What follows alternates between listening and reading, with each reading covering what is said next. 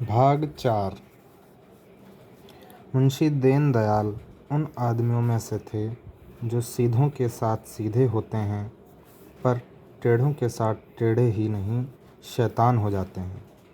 दयानाथ बड़ा सा मुँह खोलते, हजारों की बातचीत करते तो दीनदयाल उन्हें ऐसा चकमा देते वे उम्र भर याद करते।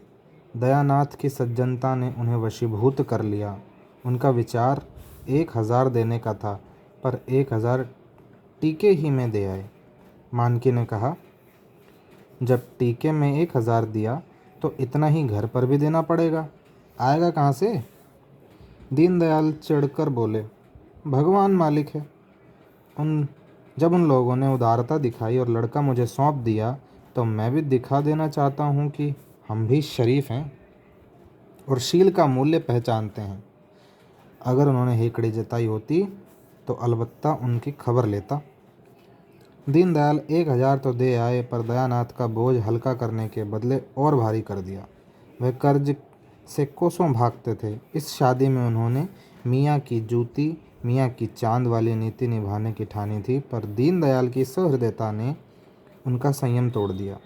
वे सारे टीम टाम नाच तमाशे जिनकी कल्पना का उन्होंने गला घोंट दिया था वृहद रूप धारण करके उनके सामने आ गए। बंधा हुआ घोड़ा थान से खुल गया, उसे कौन रोक सकता है। धूमधाम से विवाह करने की ठन गई।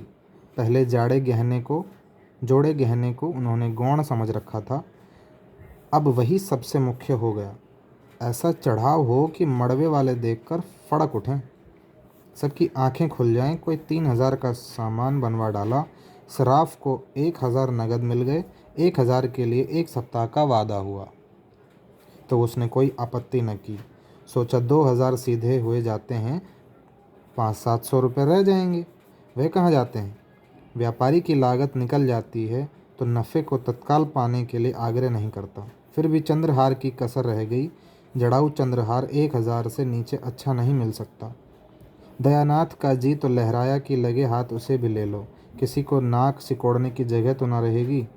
पर रामेश्वरी इस पर राजी ना हुई। बाजी पलट चुकी थी। दयानाथ ने गर्म होकर कहा, तुम्हें क्या, तुम तो घर में बैठी रहोगी। मौत तो मेरी होगी जब उधर के लोग नाक भौं सिकोड़ने लगेंगे।